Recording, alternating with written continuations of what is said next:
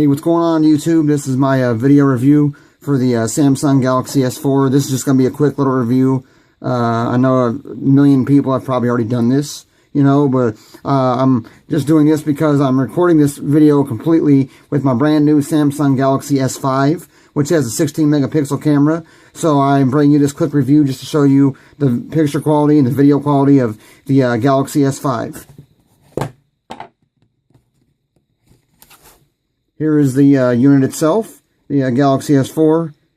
It's got the chrome bezel, your home button down here, the speaker up here, the earpiece, says Samsung.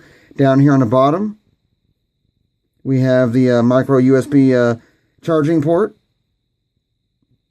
Over here on the side, we've got your standard volume rocker up and down. Over here on the other side is your sleep and wake button. On the top here is your 3.5 millimeter headphone jack. And on the back here is the 13 megapixel camera and the flash. And then down here on the bottom is your speaker. Take off the back here. And we've got your the battery.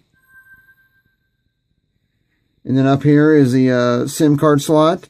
And then over here to the left is your micro SD card slot.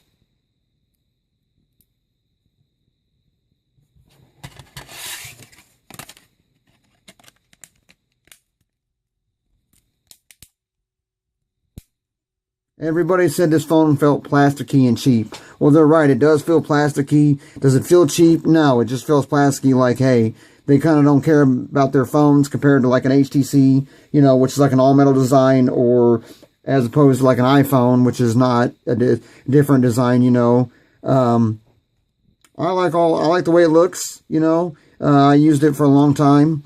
It was a great phone. It was fast. It did what it needed to do. You know, it had great features. As you can probably see here with the glare, because of the plastic, the way the back is, the glare, you can see that is my Galaxy S5 in a shimmery white, sitting on a tabletop tripod. That's a 8-inch Polaroid tripod I got off of Amazon for under $10. And then I got this handy dandy adapter, which holds most cell phones like HTC, Samsung's, iPhones, Nokia phones, you know, just a little adapter to hold it in place so you can record videos.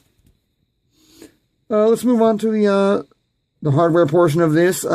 This S4 did come with a Snapdragon S600 1.9 gigahertz dual or quad-core processor. It had 2 gigs of internal memory, RAM, and it has 16 gigs of internal storage.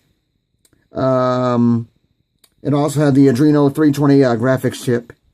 So it was a pretty beast of a phone compared to other companies, like, for instance, the iPhones, which are still only using dual-core processors.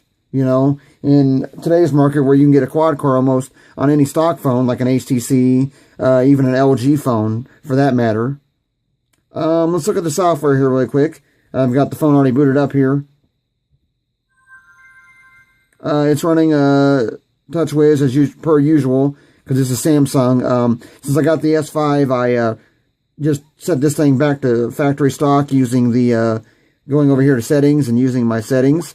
I reverted it back to factory stock. So I didn't do a hard reset and turn it back to normal. So per that, it's going to tell you right here. See there, I'm running KitKat 4.4.2.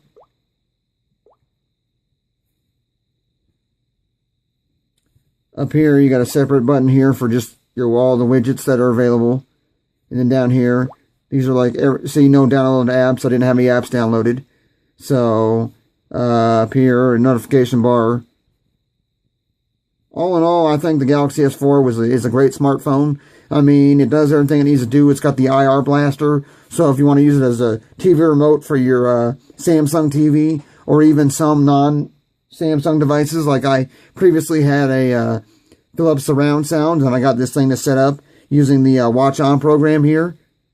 I got it set up to where I could use the this remote here to turn on my surround sound, control the volume, change the output, you know, from audio video to external to like an mp3 player and vice versa, you know, etc., etc.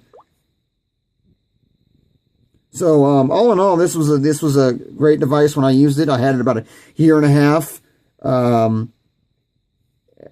Great phone. Up here towards the top, it's kind of hard to see, but there is these little sensors. You got one for your ear.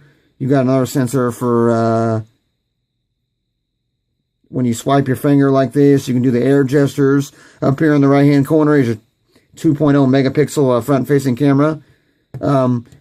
Generally speaking, when you set your phone down and it's like this, you're supposed to be able to swipe over your phone like this, and it brings up a little screen letting you know if you missed any text messages, if you have any emails or any phone calls. I don't know if when I got the update to KitKat, if that messed with something or what happened, but see, it doesn't do that anymore. It's supposed to do this, and it doesn't do that. I looked on the internet. Some people said it was the proximity sensor up there. You just needed to get a can of compressed air and spray it out, or you know, there's dust on the lens. I'm not really sure, but I might look into that later if I want to try to tear this apart, since I have a new phone. But this has been my quick review of the Galaxy S4 on AT&T, the 16 gig model. Now there was a newer model. It's a white model, 32 gig standard. That was the newest S4 they made, and of course they made the S4 Active, which was supposedly waterproof. But this was my video review using my Samsung Galaxy S5 smartphone's camera. Hope you enjoyed this video, and stay tuned for more videos from me. And thanks for watching.